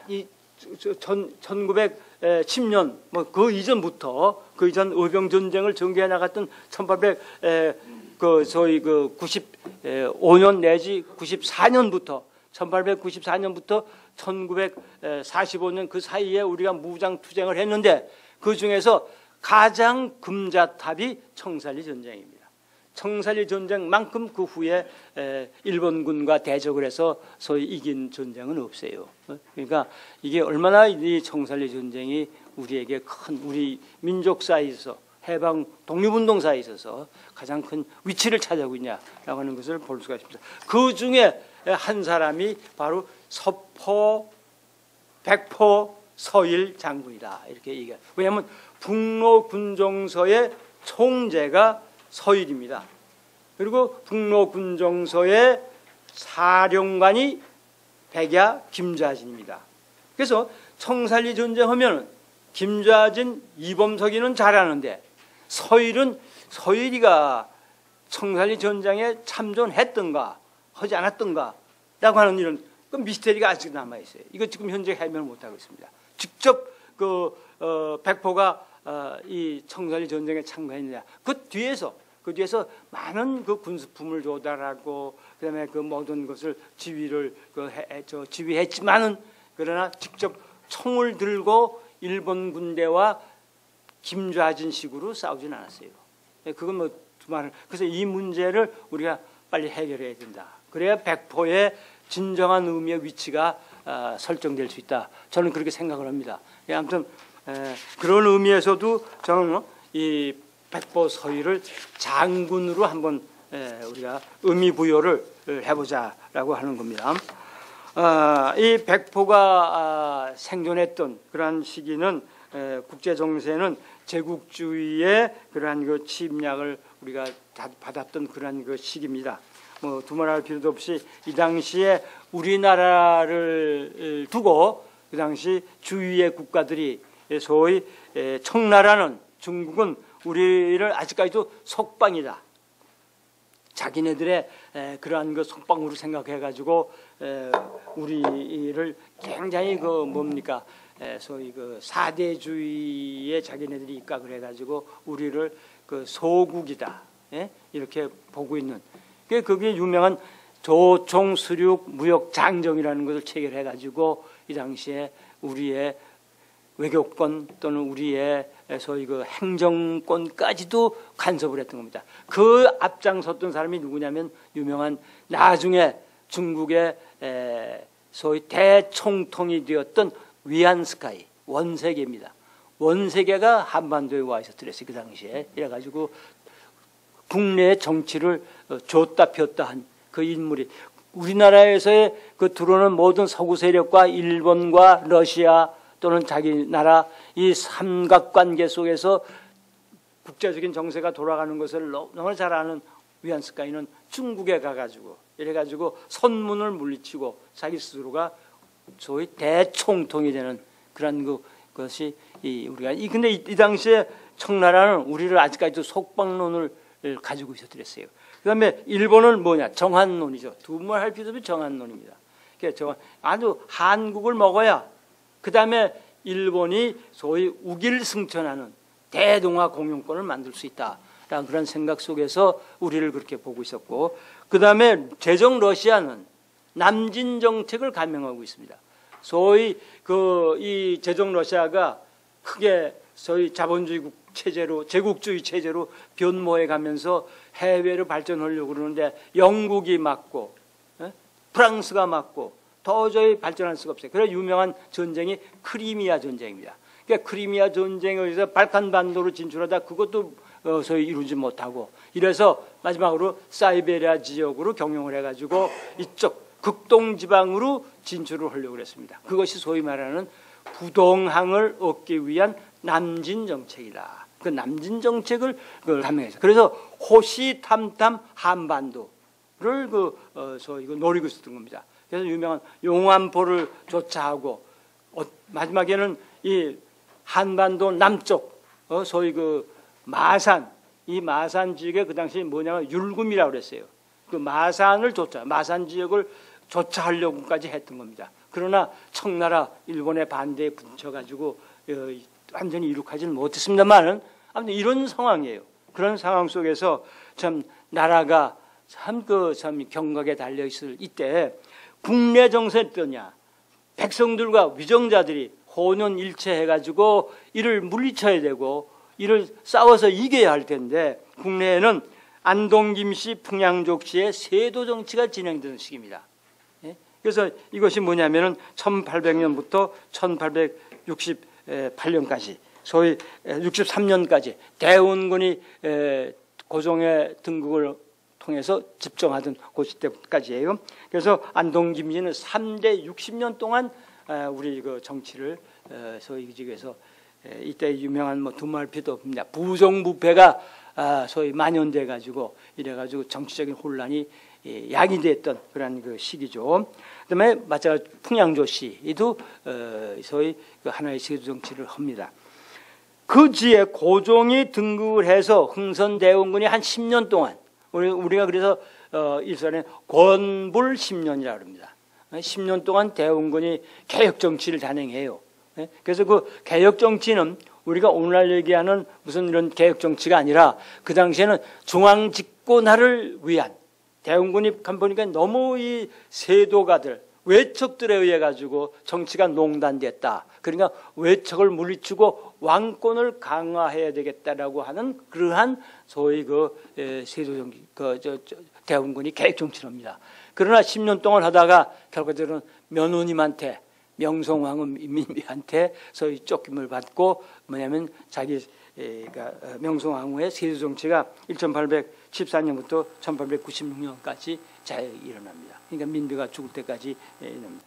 그래서 이러한 그 상황 속에서 일본 제국주의자가 마지막 주자가 일본 제국주의 1894년 청나라와 싸워서 이기고 청일전쟁이죠. 그 다음에 1904년부터 1905년 사이에 일로전쟁, 로일전쟁에서 또 이깁니다. 이래서 마지막 한반도의 지배권은 누가 차지하느냐? 소위 일본 제국주의자들이 차지한다. 이러한 상황이 소위 이 시기 서일이 태어났던 그러한 것입니다. 즉 서일은 1881년에 태어나가지고 1920년에 소위 그 21년에 소위 순국을 합니다.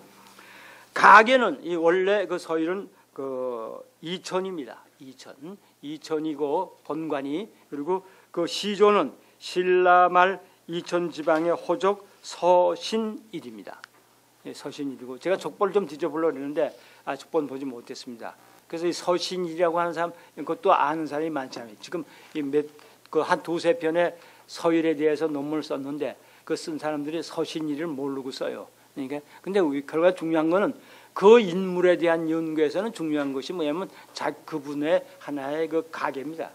그 어떤 집안에서 태어나고 어떤 집안이었냐라고 하는 것이 그 부수의 일생적인 그런 그걸 좌우하게 되기 때문에 우리가 이런 것을 얘기하지 않을 수가 없습니다. 이 이천 서씨의 대표적인 인물은 두말할 필요 없이 서희입니다. 서희. 고려 절에 유명한 강동 육주를 환부받은 거란에 침입해서 세치의 혀를 가지고 당시 그 거란의 소선영 군대를 물리쳤던 날이죠. 이런 자기 단독으로 들어가요. 단독으로 들어가서 그 소년 진영에 들어가 가지고 너희 나라가 왜 우리가 옛날 고구려 땅은 이건 그 거란이란 말이야. 우리가 어디서 일어났냐? 거란은 만주에서 일어났다. 그래서 이 강동 육주는 거란 땅인데 너희 고려 놈들이 왜 찾아오고 있냐? 그래서 우리가 그 응징어기서 들어왔다. 근데 무슨 말이냐? 우리 국호를 봐라. 우리 국호는 고구려의 후신이란 말이야. 고구려의 뒤를 이어서 우리 고려가 만든 국가가 건국되어진 거니까 지금 너희가 얘기하는 그 말은 어불성설이다 말이야. 지금 너희 나라에 우리가 그 관계를 맺지 못하는 것은 그 사이에 여진족이 있었기 때문에 그 여진족을 우리가 토벌을 하고 그리고 너희 나라와 국교를 정상하겠다라고 하는 아주 그 외교적인 그런 그 전략을 가지고 외교수를 가지고 이 소준용을 누릅니다. 그런 그 이치에 맞는 얘기이기 때문에 그럼 알겠다. 너희가 여진족을 도벌하고 우리와 그 우호 관계를 맺어야 된다. 라고 돌아갑니다. 이렇게 아주 그 외교 전략에서 뛰어난 인물이 바로 이 서희라는 그런 분이 이천서씨입니다. 그러니까 이천서씨의 대표적인 인물은 그 두 번째가 바로 이 백포 서희다. 저는 그렇게 생각을 합니다. 그래서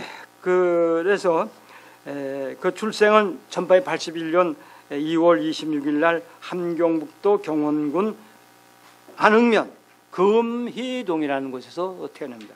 이 경원군이라고 하는 곳이 여러분들이 혹마다 대개 가셔서 우리나라 한반 지도를 볼 것 같으면 바로 그 아오지 탄광 그 유명한 그 이 저 오지 자유 두만강 그 장치 보면 그 사이 옆이 바로 이 경원군이고, 이 경원군이 왜 역사적으로 저거 하냐면은 이 지역이 이 조선 왕조로 개창한 이성계의 그 우대부 분들이 바로 여기가 근거지입니다.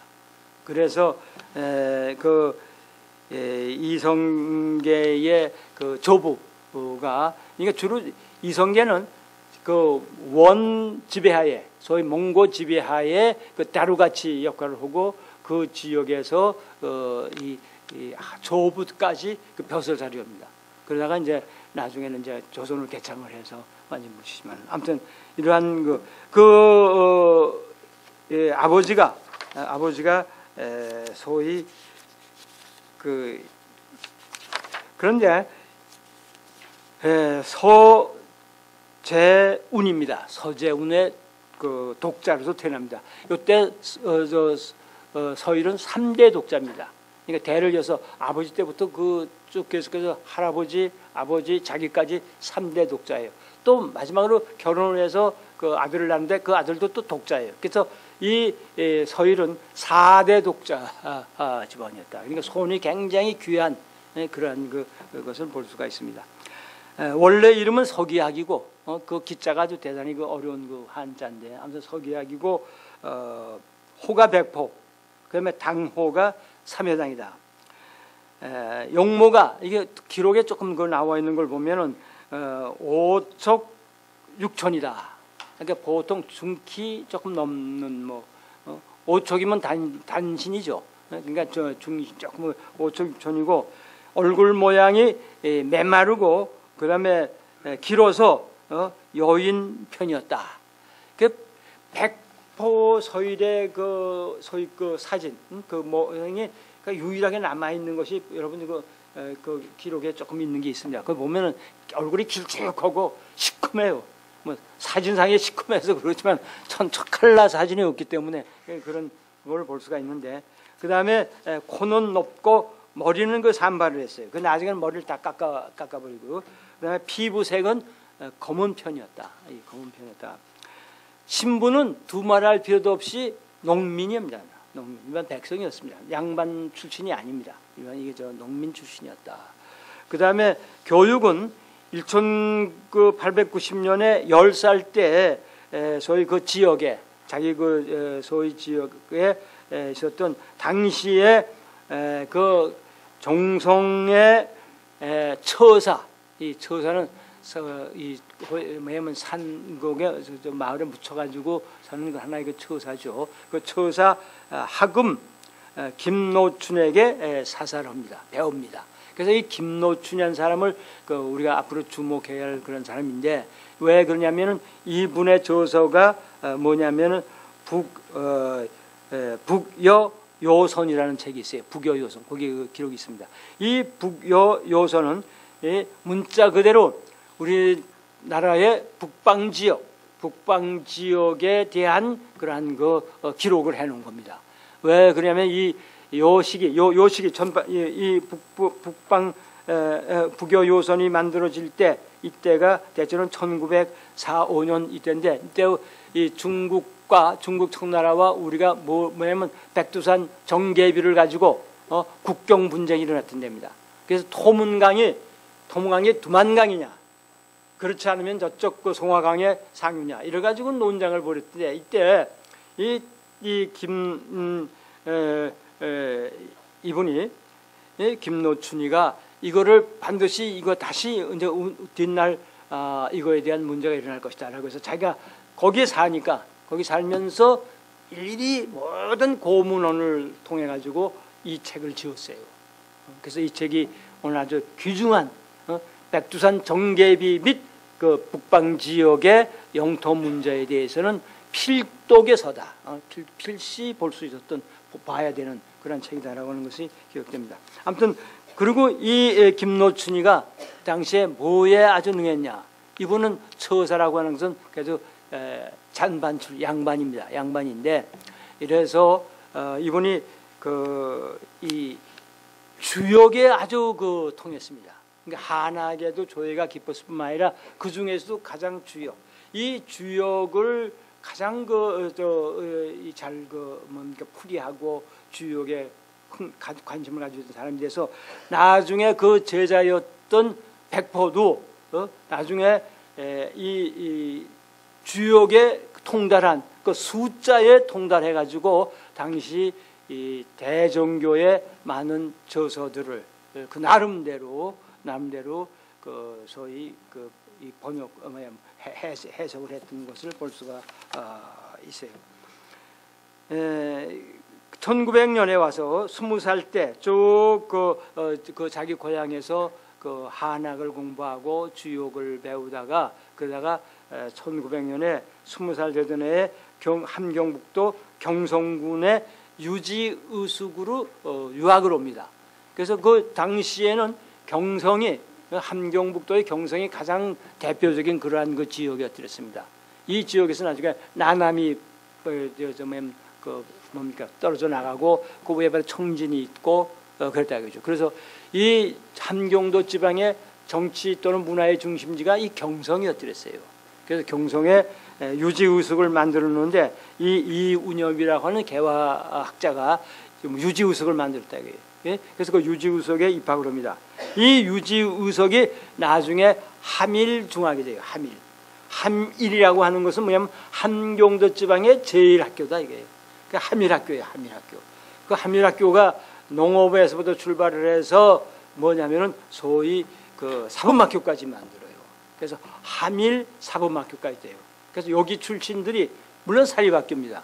여기 출신들이 당시 함경도 지방 각지의 교사로서 우리 민족 교육을 담당했던 그러한 그 일꾼들을 길러냈던 학교가 이 함일학교다라고 하는 것이 특히 이 소위 서일도 말할 필요도 없이 이 함일학교 출신이었다.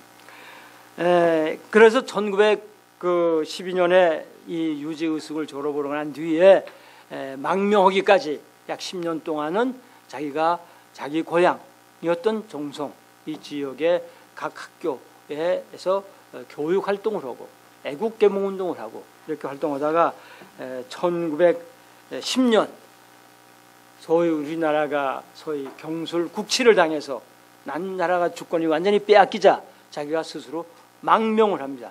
이때 그 망명은 대체적으로 몇 사람이 했냐면 6사람이 했는데 이 6사람이 그 당시에 그 아버지 서재훈, 그 다음에 본인, 그 다음에 최씨, 그 다음에 장녀, 차녀, 장남 이렇게 6 식구가 소위 그 왕청현 북간도 간도 지역의 두만강을 넘어서 간도 지역의 왕청현 소위 그 덕원리라고 하는 곳입니다. 그 덕원리에 소위 그 정착을 하게 됩니다. 그래서 그러면서 그는 소위 이 대종교에 귀의를 하게 돼요. 이 대종교에 대한 것은 제가 좀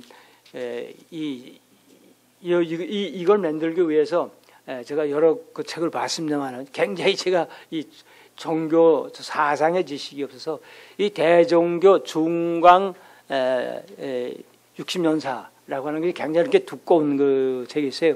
그걸 다 훑어보고 다 했는데 원체 지식이 짧아가지고 거기에 그 난해한 또는 그 하나의 그 대종교의 그 경에 대한 것은 잘 이해를 못합니다. 그래서 쭉쭉쭉 그 넘어가도록 이렇게 하겠습니다만은 일부분만 내가 얘기합니다. 크게 대략적인 말씀만 드리도록 합니다. 이 대종교의 성격은 두말할 필요도 없이 민족 종교 중에 하나입니다. 뭐 대종교라고 해서 대종교 자면 민족 종교다. 그 전부 다가 아니에요. 민족 종교 많습니다. 소위 어떻게 하면은 동학도 민족 종교의 하나죠. 이렇게 민족 종교 많아요. 또 요새 얘기하는 정산교, 뭐 이거 뭐 민족 종교라고 얘기할 수 있고 이러니까 그 중에 대종교가 하나다라고 이렇게 볼 수가 있고 그리고 국조 단군을 신봉하는 겁니다. 그러나 국조 단군만이 아니에요. 그 국조 단군의 위에 있는 환웅, 그다음에 그 위에 있는 환인. 이 다 신봉, 다 같이 신봉을 해요. 그래서 이 대종교에서는 삼자가 제일 중요해요. 삼자가. 이 삼자가 중요해서 뭐 다 천부경에도 마찬가지로 삼자 풀이죠. 그래서 이제 그러한 그 의미를 가지고 있다. 이 대종교가 이렇게 만들어지기까지 그 과정은 아까 얘기했던 중강 60년사에 그 기록이 되어 있는데. 그의 그 일일이 구체적인 그 말씀을 드리면 더 시간이 적으니까 대를 빼고 이런 얘기를 하고 있습니다. 단군교를 1909년에 개창을 해요. 그 개창을 할 때 그때 그 물론 이 단군교의 또는 대종교의 대표적인 인물은 두말배비 제1세 교주인 나철입니다. 그 나철은 원래는 나인형이었는데 일찍이 그 장운급제를 해가지고 관계에 진출을 해요. 이래가지고 오늘날 얘기하면은 세무서장 직위까지 올라갈 만큼 관계에 진출하다가 그걸 다 버리고 나라가 망하게 나가요. 1905년에 을사조약이 체결하자 그는 뭐냐면은 나라를 건져야 되겠다. 그래서 을사오족을 갖다가 암살하기 위한 그런 단을 전라도 지방에서 이 나철이 어디 출신이냐면은 전라남도 보성군 벌교 출신입니다. 그래서 그 전라도 지방의 유림들을 이 오기호라든가 뭐 이기라든가 이런 분들과 아울러서 소위 이 암살단을 만들어 가지고 소위 이 을사오족을 암살하려고 했으나 발칵돼 가지고 이래가지고 중형을 받아요. 10년의 형을 받아서 전라도 신도까지 유배됐다가 그랬다가 나중에 석방돼서 수반됩니다. 그 뒤로 그는 완전히 그 사환 벼슬의 길을 버리고 그리고 이 대종교에 귀를 합니다. 대종교란 말을 사용했던 것이 나철입니다. 홍암선사. 그래서 홍암선사라고 그래요. 홍암신사, 홍암선사 이렇게 얘기를 합니다. 그래서 1909년에 단군교를 개창을 해서 대종교로 개명을 한다. 그거를 보통 중광이다 그래. 중광.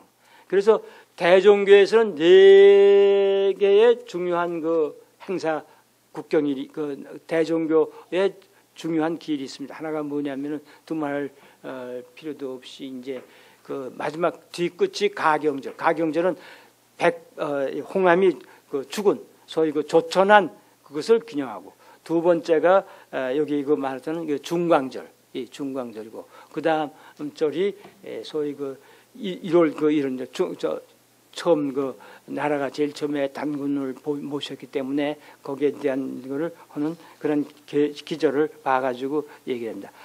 이 대종교는 이렇게 아주 단적으로 그 얘기를 하자 한다면은 뭐라고 얘기하시면 대종교는 국조 단군을 숭봉하는 교로서 교단으로 민족 의식을 환기하고 일정에 반항하여며 대중으로 하여금 대일 적개심을 환기하는 그러한 이 종교가 바로 이 대종교다. 그래서 이 대종교는 소위 말하는 그 혈혼을 고수하여 국권을 회복하는 선봉적인 기수의 역할을 했던 것이 이게 일제ጽ 기록에 나오는 얘기입니다. 일제는 그렇게 평가를 합니다. 대종교라는 것이 이게 하나의 그 신앙을 하는 그런 민족적인 종교만의 것이 아니라 이거는 완전히 무단 그 독립운동 단체다 이겁니다. 독립운동의 그런 단체가 이게 대종교다. 이렇게 얘기하기까지 하는 것을 우리가 볼 수가 있습니다. 예, 거기 한번 여러분이 그래 이게 중요하기 때문에 제가 써놨습니다. 나라는 이미 망했으나 민족에만은 진실한 의식을 배양시켜 민족 부흥의 원동력을 만들어야 한다. 이게 그 나철이 대종교를 개창하는, 대종교를 만드는데 결정적인 그 이유가 바로 여기 있어요. 그러니까 무슨 얘기냐면 민족 부흥의 원동력이 돼야 된다. 이게. 그러니까 이거는 종교로서만의 의의가 있는 것이 아니라 하나의 무장단체, 하나의 독립단체로서 항일단체로서의 그 성격을 우리가 이거를 가지고 볼 수가 있다라고 하는 겁니다.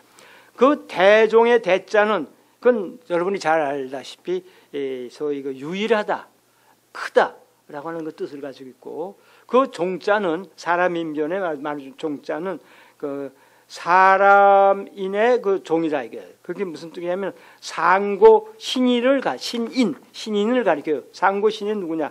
단군 성조죠. 단군. 큰 그 단군 성조. 즉 개천 인도를 가리킨다. 그래서 조화, 교화, 치화 이런 삼신. 조화, 교화, 치화. 조화는 누구냐면 환인. 그다음에 교화는 이거는 환웅. 그다음에 치화는 이건 단군. 그것을 밑으로 내려와 가지고는 조화는 자기 대종교에서는 자기 나름대로 누구면은 소위 홍암선사. 그다음에 그 교화는 이거는 그 무원종사. 소위 김헌이라고 하는 김교헌 제 2세 교주입니다. 그다음에 치화는 이거는 그 소위 그 백포 신사, 백보 종사. 백보는 대종사가 못 됐어요. 백보 종사다 이렇게 얘기했습니다. 그래서 그 삼신에 대한 사상을 가지고 있는 것을 볼 수가 있습니다.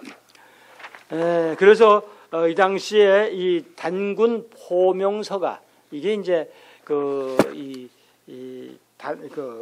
누굽니까? 이 백포가 일본에 4번을 가는데 그 4번 가는 3번째 번에 이 일본에 그 유숙하고 있는 그 장소에 소위 찾아와요. 두우백이라는 사람이 찾아와요. 근데 그 사람이 찾아와가지고 뭐를 주냐? 이 포명서하고 그다음에 소위 그 지리 또 그걸 주면서 앞으로는 네가 이렇게 뭐 일사오족 처단하는 그런 것이 중요한 것이 아니라 앞으로 나라를 구하고 백성을 도탄해서 건져내려고 한다면 단군 대황조를 받드는 그러한 그 일을 네가 해야 된다. 그래서 그 나철이 돌아온 뒤에 그 이름을 바꾸고 그래서 그 이 포명서에 있는 그대로 뭐냐면은 이 대종교를 만드는 그 과정을 우리가 볼 수가 있습니다. 그것이 이제 그 당시에 참석한 동지가 이제 오기호, 강우, 최전, 유근, 정훈모, 이기, 김인식, 김주식, 김윤식, 이 김윤식이 그 유명한 운양 김윤식입니다. 그러니까 김윤식이도 대종교 신자였더랬어요. 처음에 초창기에. 그다음에 거기에 우리가 많이 그 알 수 있는 분이 오기호, 이거 오기호. 그다음에 유근, 그다음에 정훈모. 이 나중에 이 정훈모가 소위 이 나철하고 관계를 가지고 나철이 대종교라는 것을 그러니까 단군교를 대종교로 이름을 개명을 하니까 거기에 반기를 들고 이 정훈모는 이탈을 합니다. 이래가지고 자기 나름대로 뭐냐면은 단군교를 유지한다고 해서 지금 현재까지도 이 시흥에 지금은 시흥입니다. 시흥에 거기에 단군전이 있었더랬어요. 그 정훈모가 나와가지고 만든 거죠. 그런 그다음에 김인식, 그다음에 김윤식, 운양, 김윤식 이런 분들이 그래서 1세 교주고 그 당시에 홍암선사가 됩니다. 그렇게 하고 그 외에 이제 이 교구를 설치하는데 이거는 뭐 그렇게 여러분들 조금만 아시면 이거 이 대종교의 그 지역을 이렇게 넷으로 나눠요. 근데 어디를 중심으로 백두산을 중심으로 합니다. 그 백두산을 중심으로 해서 동도교구는 동만주 일대와 노령 지역. 그래서 여기에는 백포 서일이 저 책임자입니다. 그래서 북간도의 지역이고, 그다음에 서도교구는 남만주에서 산해관까지인데 여기에는 예관 신규식, 그 유명한 임정의 신규식, 대한민국이라는 그 국호를 지은 사람이 예관입니다. 예관 신규식. 그다음에 그 예관과 아울러서 서고 이동용, 이 유명한 이게 예관 신규식이나 서고 이동용, 이게 전부 다 천도교인이에요. 이동용 이게 얼마나 초기 초대 우리나라 임시의정원의 의장입니다. 이동용의 의자 주의봉에 의해 가지고 우남 이승만이 대통령이 되는 겁니다. 시집와서는. 아무튼 그 서고 이동용. 그 다음에 남도교구는 한반도 전역입니다. 한반도 전역을 지배하는데 여기는 소위 이 강우라고 하는 이러한 사람이 소위 책임자였고, 그 다음에 북도교구는 중국, 일본 구미 지방에 있어 여기에는 소위 여러분이 너무나 잘 아는 해그 밀사 사건의 대표적인 인물이었던 부제라고 그래요. 부제 이상설이 바로 이 소위 대종교의 책임자로서 이렇게 나누어서 포교 활동을 전개해 나갔던 것을 볼 수가 있습니다. 이러한 상황 속에서 이 1911년에 망명을 해왔던 백포 서일이 1912년에 11년 그 해에 바로 그 당시 홍암 선사가 이 백두산 이 지역에 옵니다. 와가지고 본부를 어디다 두느냐 하면은 소위 화룡현 청파호란데 청파에 두고 있어요. 거기를 직접 백보가 찾아와가지고 만나 뵙니다. 그래서 홍암 선사에게 만나 뵈가지고 그때 그 홍암의 말씀을 듣고 감동해서 뭐냐면 자기 스스로가 대종교 신자가 됩니다. 그래서 그 대종교 신자가 돼서 입결해서 그래가지고 1913년에는 영계를 받고 참교에 되고 시교사로서 활동해서 적극적으로 백포가 종교 활동을 대종교 활동을 감행해가지고 당시에 수만 명의 기록에 그냥 수만 명의 신도를 갖다가 소위 이 대종교로 이끌었던 그런 사람이 바로 백포다 이런 얘기를 하고 있습니다. 그러면서 한 걸음 더 나가 이 백포가 대종교에서 하나의 커다란 의의를 가지고 있는 것은 많은 책을 간행합니다. 많은 저서를 간행해요. 그 저서가 9종류가 있는데 그 9종류 중에서 이걸 일일이 다 거론할 수 없고 대체로 저는 두 거만 거기다 내놨습니다. 회삼경. 그 다음에 두 번째가 삼일신고 도회 강의. 이러한 책 이름입니다. 이것을 그가 지어요. 그러니까 자기가 어렸을 때 또는 자기 스승에 의해서 주역을 아주 통달을 했고, 그 다음에 근대 교육을 또 받고 이래가지고 무지불통입니다. 아주 백포처럼 많은 지식을 가지고 있던 사람이 대종교에는 없습니다. 그래서 그는 아주 해박한 그의 능력을 가지고 완전히 대종교 경전에 업적을 남겨놓았던 사람이 바로 이분이다 합니다. 1919년에 2세 교주였던 무원대종사 김교헌인데 이름을 바꿔가지고 김헌이라고 그렇게 얘기합니다. 김헌이 사망을 합니다. 그러니까 백포가 에게 무원 교주가 자기가 죽기 전에 뭐냐면 교통을 3세 교주를 서일에게 물려주려고 그랬어요. 근데 거기에 그때 서일은 그거를 받지 않고 나는 아직까지도 할 일이 있다. 뭐냐? 무장투쟁을 해야 된단 말이지. 내가 종교에 함몰해서는 안 되겠다. 나는 앞으로 일제와 싸워서 우리의 주권을 되찾는 독립운동을 내가 먼저 하고 그것이 끝난 뒤에 내가 이 교통을 이어받겠다. 이런 결심을 가지고 사양을 합니다. 그러면서 그는 그걸 5년 동안 말미를 해요. 내가 5년 동안 독립운동에 투신해서 이래가지고 일제와 싸우다가 그러다가 5년 후에 가서 내가 대종교의 교통을 이어받겠습니다. 라고 합니다. 그래 할 수 없어서 그 교통은 누구한테 주느냐 하면은 그 뒤에 소위 사람에게 놓아집니다. 그분은 그 소위 국내까지 와서 여기서 사망을 했죠. 3세 교주, 3세.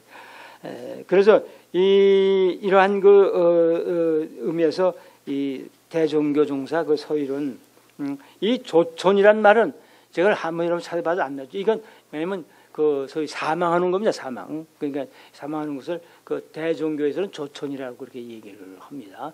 그래서 청산리 전쟁 후에 청산리에서 우리가 이겼죠. 이긴 다음에 북로군종서군과 대한독립군 부대가 대성을 해서 밀산을 이동합니다. 이때 그럼 서로 군종서는 참전하지 않았느냐? 청산리 전쟁에 참전을 했어요. 신흥무관학교 출신도. 그런데 그 뒤에 이제 이 서로군종서에 있었던 것은 마지막으로 서로군종서를 진행했던 사람이 누구냐면은 소위 그 지청천입니다. 그 지청천이 1000여 명의 그 청년들을 거느리고 이러고 계속해서 이동을 합니다. 왜 이동을 하냐? 당시 이 소위 그 일본 정부가 만주의 그 소위 그 실권자가 누구냐 하면은 소위 장학량인데 그 장학량이한테 너희들이 이 독립군을 진압하지 않으면 우리 군대가 만주에 진주해 가서 토벌하겠다. 그러니까 너희가 이 독립군을 완전히 진압해라. 이런 거 강요를 합니다. 그게 할 수 없어서 이 장학량이가 맹부독이라는 그 연길 지역에 있던 그 군대장을 보내서 왜냐면 너희가 지금 일본군의 눈에 띄지 않는 그런 그 밀림지대로 숨어라 말이야. 그건 내가 중국 군대가 장학량 군대가 소위 건들지 않겠다. 그런 그 밀약하에 당시에 북로군종서와 서로군종서 그다음에 만주 지역의 모든 무장 세력들이 어디로 오느냐? 백두산으로 오는 겁니다. 백두산은 그 밀림으로 와요. 그래서 그 2도구, 3도구 지역에 와서 3도구 지역에 청산리로 오는 곳은 이 북로군종서고 그다음에 2도구로 온 곳이 뭐냐면 서로군종서와 그다음에 홍범도가 거느린 또는 안무가 거느린 또는 최진동이가 거느린 그런 부대가 거기에 모여드는 겁니다. 예, 그러한 양상을 봤는데 그래서 그 사람들이 전부 어디로 그래가지고 이제 승전하고 난 뒤에 도저히 거기 견딜 수가 없죠. 그래서 밀산으로 이동을 해요. 밀산은 그 홍계호라고 이 러시아와 중국의 경계선에 있던 유명한 큰 호수가 있습니다. 그걸 흥계호라고 그래요. 한가위호라고 그러는데 그 흥계호 옆이 밀산이라는 데예요. 그 밀산에 모여들었습니다. 그래서 그 밀산에서 10개의 독립단체가 소위 이 중심이 돼가지고 뭘 만드냐? 대한독립군단을 만들어요. 이 대한독립군단의 총재에 누가 추대되느냐 하면 백포서일이 추대가 됩니다. 그러니까 장군이지 않을 수가 없죠. 그러니까 홍범도 제끼고 김좌진 제끼고 그다음에 더 말 필요 없이 이지청천 제끼고 그리고 당시에 이 대한독립군단의 총재로서 서일이 추대가 돼요. 그래서 이 당시에 그 추대가 돼가지고 그래가지고 그 당시 결정하기를 이제는 이 도저히 일본 군대에 의해 가지고 계속 요때 일본 놈들은 아까 잠깐 얘기했어. 아까 저 앞에 얘기했습니다만은 경신대참변을 일으켜 가지고 만주 지역에서는 대대 무자비한 학살을 감행한다 이거야. 그러니까 여기 독립군 도저히 무장 활동을 없어. 이래서 당시에 시베리아 지방으로 넘어가기 위해서 뭐냐면은 연해주 지방으로 이동합니다. 그래서 이동을 해서 그 이만에 도착하고 그다음에 이만에서 다시 알렉시예프라고 하는 자유시로 건너갑니다. 이 자유시에 건너가 가지고 참변을 당해요. 독립군 부대끼리 싸우고 그 당시에 그 당시에 치타 정부하고 그다음에 일본의 러시아의 자유대대라고 하는 그런 부대 저희끼리 그 다툼 그 속에 우리가 희생이 돼 가지고 많은 그 사람들이 여기에서 죽음을 당합니다. 전사가 272명, 체포가 918명, 그다음에 행방불명이 250명, 익사한 사람이 30명. 이렇게 대비극을 당해요. 당하고 난 뒤에 지청천 같은 인물은 거기서 할 수 없어 체포가 당해가지고 연금 생활을 하다가 나중에 탈출을 해서 이래가지고 만주로 돌아옵니다. 그 다음에는 그 외에 이 홍범도도 마찬가지로 여기에서 들어가서 거기에 영화의 몸이 됐다가 그는 사이베리아 연해도 지방으로 가서 거기서 있다가 레닌이 초청을 받아가지고 소위 뭡니까 레닌그라드 유명한 거기 페테르스부르크에 가서 그 레닌을 만나서 모델 총하고 금화를 받아요. 이래서 그걸 자랑스럽게. 그래서 1943년에 홍범도가 세상을 떠나고, 그다음에 지청천은 들어와가지고 만주 지역에서 유명한 전투를 치르고 그 뒤에 중국 대륙으로 넘어와가지고 이래서 뭐냐면은 소위 이 광복군의 총사령관으로서 마지막에 전투를 합니다. 뭐 질문을 좀 하고 싶은 게 많은 것 같은데 저희가 질문 받아서 얘기가 굉장히 많아져 나가요. 그러니까 그 질문 단답 형식으로 조그만 걸 해주시고 주최자 측에서 더 얘기 끝마금을 못했는데 이 끝마금에 뭐냐면 서일이 어떻게 죽었느냐라고 하는 그 얘기만 하고 끝마치도록 하겠습니다.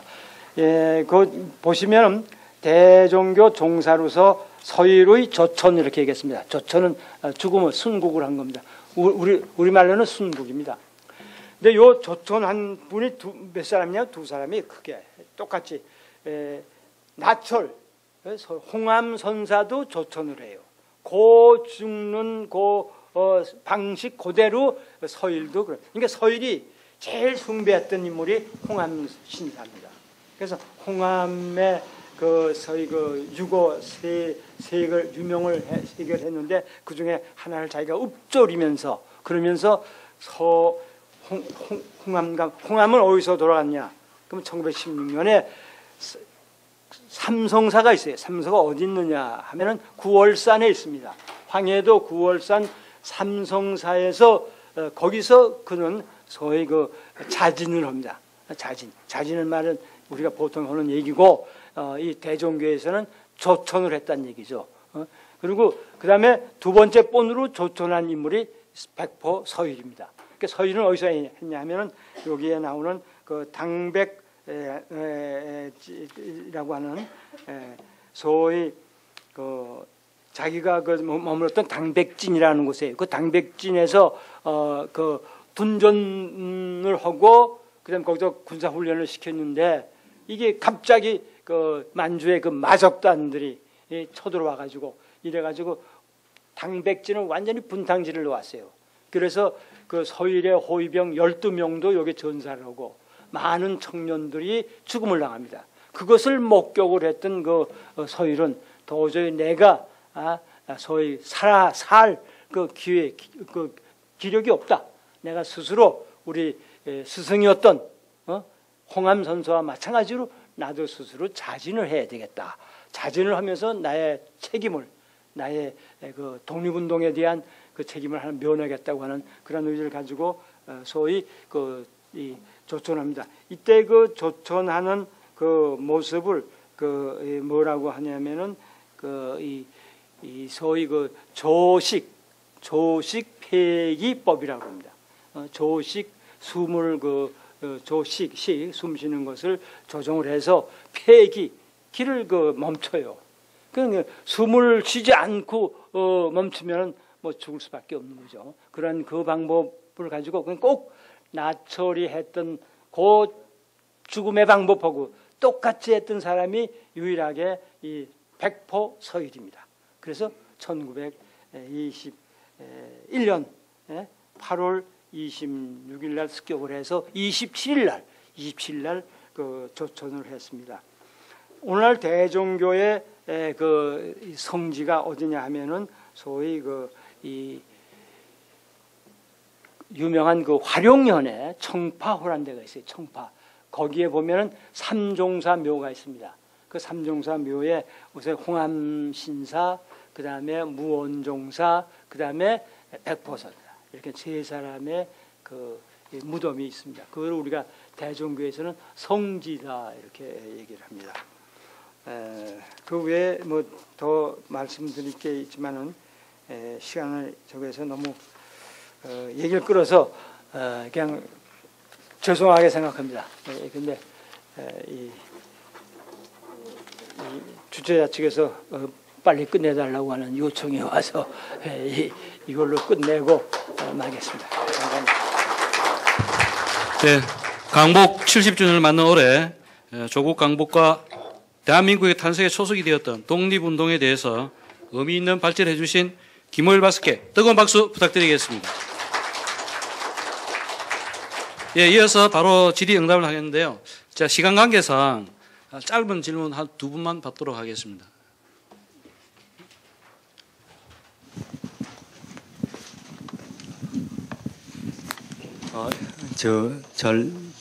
말씀 잘 들었는데 굉장히 많은 인물들이 등장을 해가지고 조금 혼돈을 일으킨 것 같습니다. 현재 독립군 전쟁의 봉오동 전투, 청산리 전투가 전부 1920년대거든요. 그렇죠? 네. 1920년대 지금 마지막에 말씀하신 대종교 문제도 그 당시입니다. 1921년 등등이고요. 같은 시도로 봐도 됩니까? 청산리 정도, 봉오동 전투. 그는 그 같은 시도를 보고요. 그 다음에 저희 질문이, 그 다음에 나온 그 조선혁명군과 독립군 쪽이 나오는데, 이 혁명군 쪽은 1929년, 30년대거든요. 상당히 한 10년 정도 차이가 납니다. 이쪽 독립군하고 조선 독립군. 그런데 거기에 나오는 걸 보면 이제 거기에 소위 보천보 전투라든가 이쪽 그 전투 조선혁명당 전투를 보면은 김일성 김책, 최현희, 안봉학 이런 사람들이 나오는데 이거는 사실 우리가 이렇게 알아도 괜찮은 겁니까? 이 소위 독립군 연대하고 이 소위 저쪽에 김일성 부대들이 실제로 만주에서 이렇게 싸웠는지 우리가 이걸 이렇게 믿어도 되는 건지 좀 의문이 나서 질문한 겁니다. 우리가 그 역사적인 사실과 그것을 인식하는 방법은 다를 겁니다. 근데 당시에 그 보천보 전투는 있었던 그러한 전투입니다. 그러니까 그것은 아까도 제가 잠깐 말씀드린 것과 마찬가지로 동아일보 기사에 크게 나와요. 왜 그것이 더 크게 부각이 되어졌냐면은 이 당시 독립군 그 청산리 전쟁을 큰 고비로 해가지고 사양족이 들어가거든요. 그래서 뭐 쌍성보 전투도 있고 뭐 많습니다. 그런 것보다는 잠잠하던 때에 1935년대에서 그 국내에 들어와가지고 진공작전을 했다라고 하는 그런 의의 때문에 그 당시 언론에서 크게 보도를 했던 겁니다. 그러니까 그것을 거짓말이다 얘기할 수는 없다. 그게 김일성이가 했는지 또는 그 당시 그것에 대한 것은 논란의 여지가 있지만은 그 싸움 자체는 소위 정리됐던 항일전이었다는 얘기죠. 그렇게 이해하시면 됩니다. 더 이상 그리고 내가 이거 안 하는 이유는 지금 시간 관계상 그래서 그것까지 해서 쭉 그 광복군까지 이거를 이어나가려고 한다면은 지금 이 시간 가지고 제가 도저히 그들을 정리할 수가 없습니다. 또 한 가지 말씀하세요. 한 도로대가 그 소련군 대위나 소령 나이를 돌아보면 아마 30대일 겁니다. 근데 연령으로 보면 37년인데 도저히 연대가 안 맞는 것 같아서.